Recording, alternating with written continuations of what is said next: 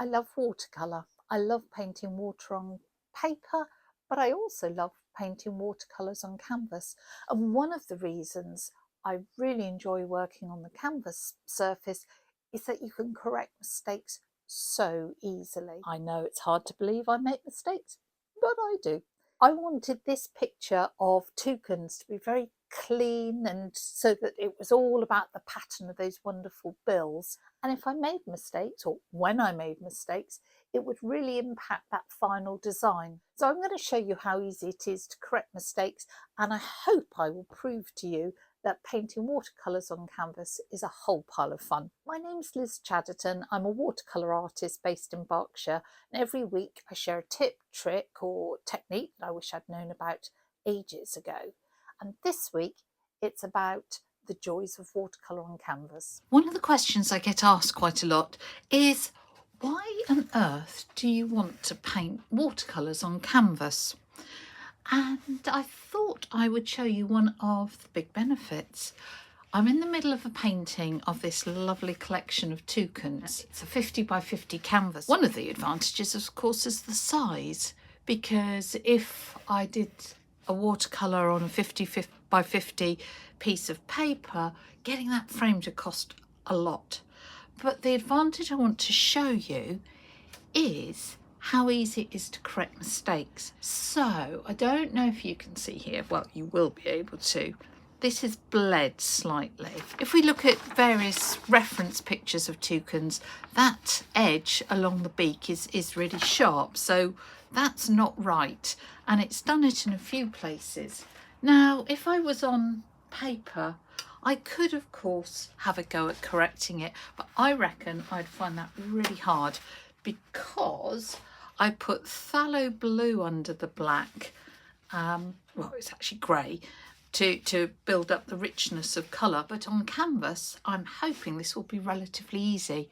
I'm just going to use a short flat brush that is clean and damp. I don't want it too wet.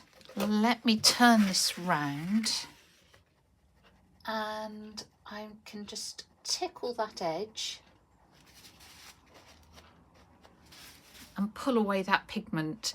And you can see how gently I'm doing it. So I've sharpened up that edge. I'm going to let it dry, and then I'll put a little bit more orange and red on, and our toucan has now got a nice sharp beak. I've got a little spot of colour there, and you can see that I haven't lifted that totally successfully, because that was phthalo blue, which has sort of like a nuclear half-life of goodness knows what. It lifts a lot, but not totally. So in that case, I would use this. This is called Magic Eraser. You get it in the cleaning aisle, or you can get it from art shops. It's a melamine sponge, and it's designed for cleaning your bath, but obviously I don't use it for that. So you break off a piece, dampen it in clean water and squeeze it out. And then you can rub your surface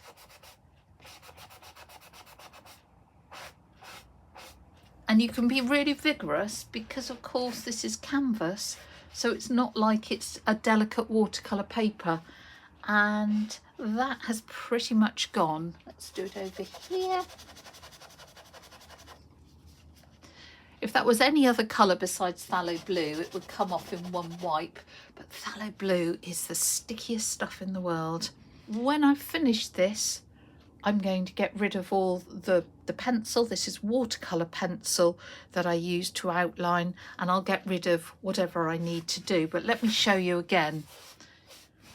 Just wipe off really easily, and then use a bit of kitchen towel, and that's all gone. The downside, of course, of the colour lifting is that if you want to do lots of layers, then you're going to struggle. You will need a really light hand.